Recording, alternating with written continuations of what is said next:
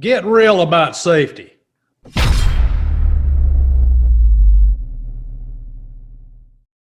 Welcome to the Get Real About Safety podcast. In our podcast, we discuss the new view of safety, what works and what doesn't work, to break down old paradigms and help you improve safety performance in your organization. Hi, I'm Mike. And I'm Pam, and we appreciate you listening. Please share and subscribe and tell others about this podcast. You can find us on most podcast platforms and also on YouTube.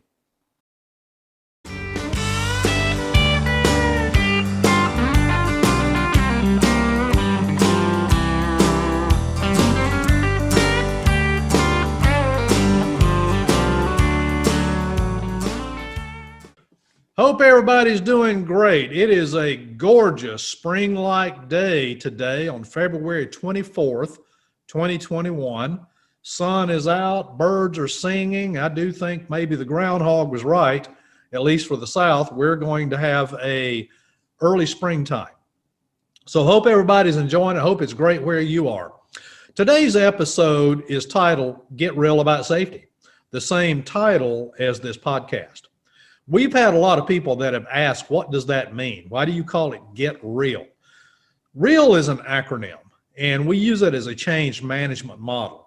And it's really based on the 4 top things that people are looking for out of the workplace in order to motivate them to give more discretionary effort. And this is really based on a study. It's based on an extremely large study. In fact, the largest and most statistically valid study ever conducted anywhere in the country. Now, this study is actually published in a book called The Enthusiastic Employee. And this book has been out for a number of years, and you can actually get that right off of Amazon. But in that study, and I'll warn you before you get the book, it is the actual scientific study. So it is a very academic read. Lots of numbers, lots of percentages, lots of graphs and charts. But when you really read the book and you dissect it and you boil it down to its essential content, what people say they are looking for out of the workplace beyond fair pay with increases are about 17 things. Now, we're going to talk about the top 4 during this podcast, but let's just talk about pay. Pay is a baseline motivator. And that's all it is. People need more than that to motivate them. Now, that being said, people need pay. And let's not kid ourselves. People have to have fair pay with increases. But beyond that, if you're familiar with Maslow's hierarchy of needs, people need more than that. And to have an environment where people want to give more discretionary effort on their part, we've got to do more than just hand them a paycheck. In fact, handing someone a paycheck and expecting them to go above and beyond doing anything is ridiculous.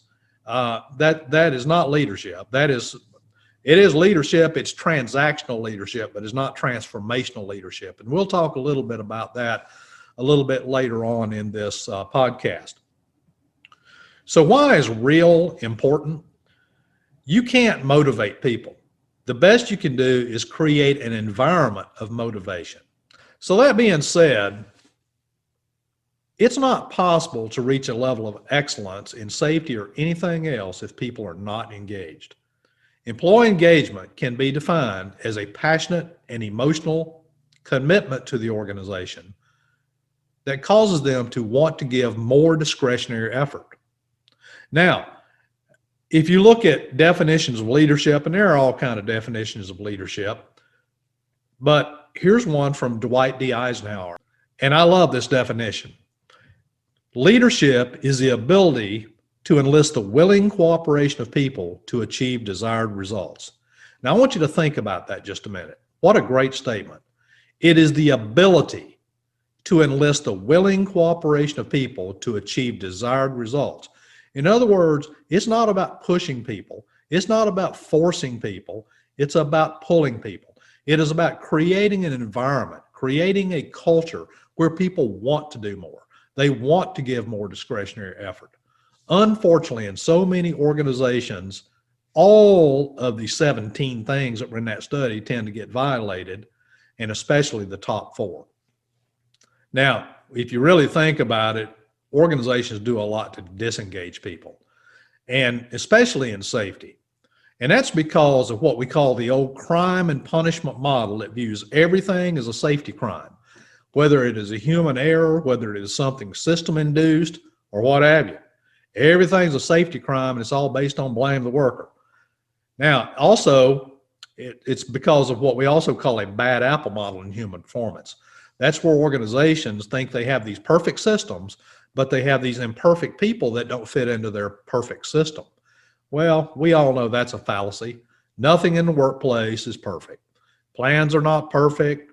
Schedules are not perfect. Budgets are not perfect. Nothing is perfect in the workplace. And so when the employee makes a mistake, the tendency is to look at it as it's all the worker. And what it does, it creates a blame culture. We cannot hope to have people engage themselves in a blame culture. Think about this too. When we're asking people to do the safety stuff, you're actually asking people to do a little bit more than what they probably normally do, and take more time, to take more effort. And so now we're asking people to do more for the same amount of pay and not meeting many of the needs that people have under Maslow's hierarchy of needs. Now, another reason for that is just a total lack of understanding about human error. The difference between human error and a violation. The two are completely different, and the two have to be treated differently. The response from management has to be completely different, but it's this lack of understanding of human performance and human error that leads to these crime and punishment, bad apple model type safety models that tend to just simply disengage people. So let's talk about REAL. Again, that's an acronym that we use as a change management model, and it's based on that study. And it represents the 4 top things that people are looking for out of the workplace beyond fair pay with increases. The first one, the R, stands for respect. Respect. In fact, respect is the number 1 motivator. If you even look at things like lean. Years ago, when lean started, the basic premise of lean and lean processes was respect for people. Respect for people over machines. Respect for people over schedules, because people do the work. People want to be respected. They want to be respected for who they are, for what they bring to the table. They want to be respected for their skills, and they want management and their supervisors to respect them enough to listen to them, to act on their concerns, to ask them where their difficulties are, to ask them where their complications are, to get the roadblocks out of the way, to get the barriers out of their path so that they can actually do what they're paid to do. Unfortunately, oftentimes we in safety and we in management pile a lot of obstacles in front of the workers. So respect, people want to be asked, where are your difficulties? They want to be asked, where are you having to get by? Where are you having to improvise? And depending on fear levels of the organization, they're not going to just step up and tell us that stuff unless someone asks them about it. So respect is huge. Number 2 is the E. The E stands for equity. People want to be treated fairly. They want to be treated equally. They want to be in an environment where one person is not treated differently than another person for the same thing. Now, that also goes for things like nepotism, favoritism, and all this buddy-buddy stuff. There is absolutely nothing that will destroy a culture any quicker than old Joe over here gets treated differently than Bill because old Joe is somebody's brother-in-law, or he's somebody's cousin, or he's somebody's buddy. That absolutely is poison in any culture.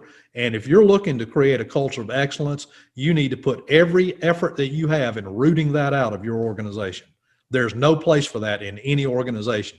If you really want people to be engaged, get rid of that stuff. Now, that being said, equity has a lot to do with disciplinary action. That people are not punished for things that they are not responsible for.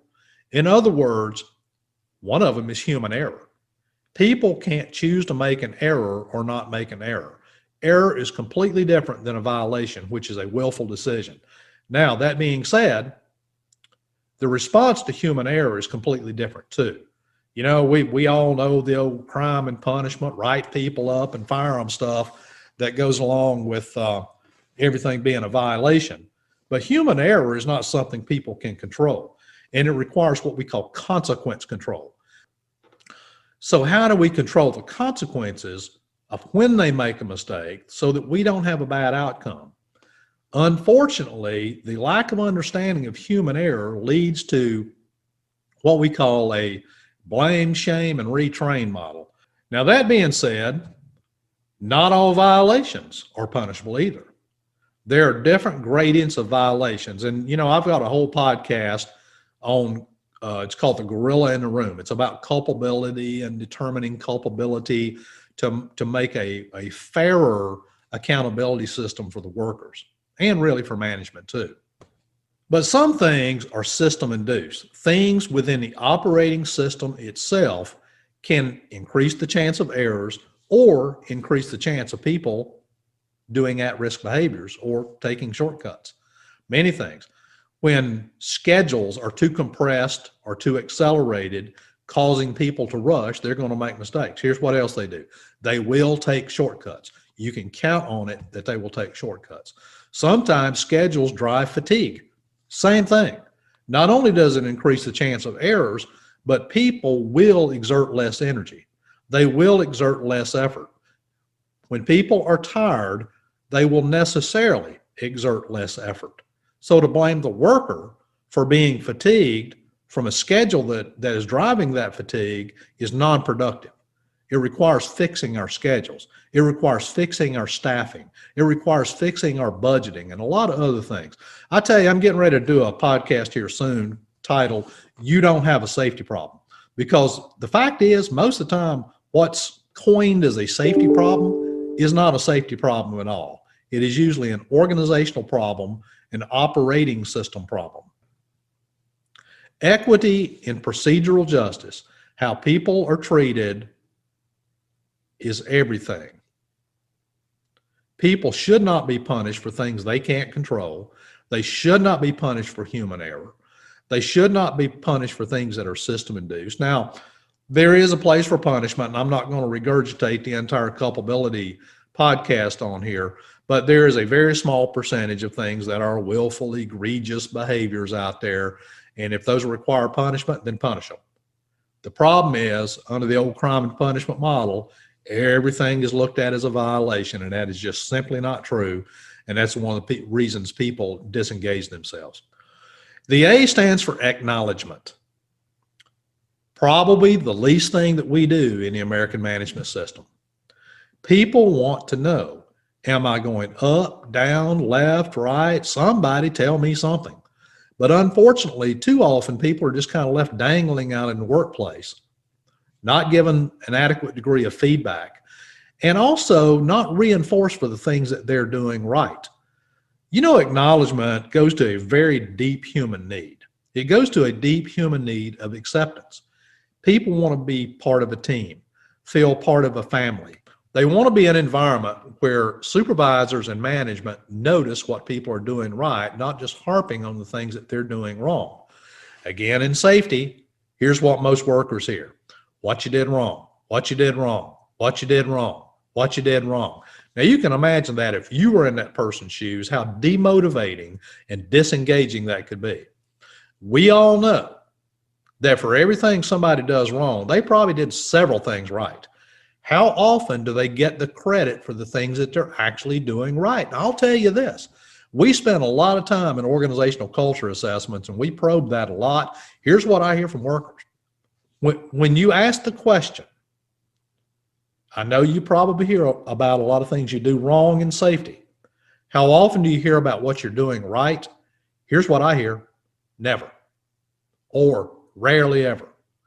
Every now and then somebody goes, well, I got a pretty good supervisor, and they kind of naturally do that. But for the most part, there is a huge imbalance of failure to reinforce the right behaviors and negative reinforcement for the wrong behaviors. Now, here's the thing about that. Negative reinforcement just tells people what we don't want. It don't tell them what we do want. Reinforcing the things we do want tells them this is what we want. This is what's going to get attention. This is what's going to get praise. But when people are just left out there dangling, or all they're getting is negative reinforcement, it causes a lot of problems. I'll tell you what's worse than not getting positive reinforcement or just receiving negative reinforcement is getting no reinforcement at all. Because out in the workplace, there are naturally occurring consequences that are positive, like saving time, less effort, more comfortable, and a number of other things that are positive reinforcement for the worker to not take the extra time, to not expend the extra effort. If we don't balance that out by reinforcing the things that we want, those naturally occurring consequences have a tendency to shape the behavior of our workers in a direction that we probably don't want it to go. So acknowledgement is huge. Part of human performance, in fact, the sixth principle of human performance is that people achieve high levels of performance based on encouragement and reinforcement. Think about that and think about the systems that you have in place. Do we have the systems in place to reinforce the right behaviors? The fourth one is leadership. That's what the L stands for, is leadership. Leaders need to lead. They need to walk the talk, practice what they preach, be clear about their expectations, and that's what people want. People need that. They don't just want it, they need it in order to be effective. Now, if you think about how many organizations actually develop leaders, it's about that much. It's a very small amount of companies that actually provide leadership training and development. At best, many companies simply throw somebody through a leadership course for a few hours, and then supposedly they're knighted as leaders. And we all know that's a bunch of bull. Leaders have to be developed. You can't just throw somebody into class and give them a few words of encouragement and tell them to go out and do this and do that, and all of a sudden now they're a leader. Leaders have to be coached. They have to be developed. How many companies actually do that? Does your company do that? If you don't, I would encourage you to think about it. But leadership is huge. Now, there's a difference between what we would call transactional leadership and transformational leadership. Transactional leaders cannot hope to gain engagement of employees. A transactional leader is one who, I give you money, you do the job. Now, that transactional leader also is asking people to do extra things. I give you money, not only do you do the job, but do a bunch of extra stuff for us too. That's not going to work. That's not going to engage people. Transformational leaders, however, they capture the hearts and minds of people. They provide an environment of motivation based on those four areas of respect, equity, acknowledgement, and leadership. They transform people. They transform the level of engagement that people have and get amazing results. So if you want to create a good culture, you want to create an effective safety culture, here'd be my tip. Use real respect, equity, acknowledgement, and leadership as a model for creating your culture. You will see amazing results if you do that. Well, this is a short podcast today, but I really wanted it to be short. Sometimes we do these long podcasts, and sometimes I think it's better we just have a short, hard-hitting, quick, to the point takeaway that people can take away and start developing an effective safety culture in your organization. So I hope you got something out of it. Enjoy your day, folks. See you down the road. Thank you. Bye-bye.